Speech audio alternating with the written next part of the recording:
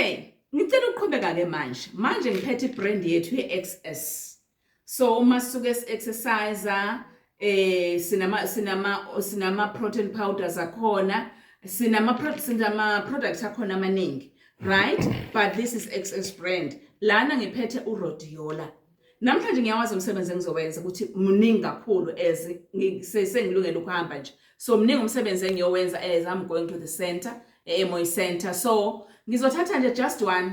Ngawuthatha futhi 2 mangithanda, ngithatha even just one ke namhlanje. Uyakwazi ukuthi uma uzosebenza uzohlala ku computer or usebenza kakhulu namhlanje wazi ukuthi ngizothatha uRhodiola. Right? Uzosebenza egcekeni.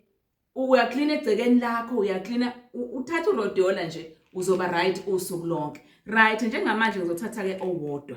Yayibona leyo nto? Ngiyavula ke njengamanje uRhodiola wami as I'm left handed. Right, nangu uRhodiola wami.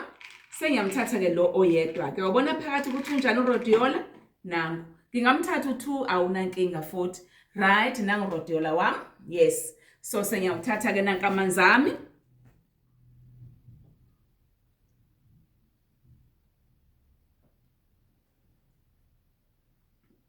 Uyabona ke i-breakfast lami vele sengidlulile kulona.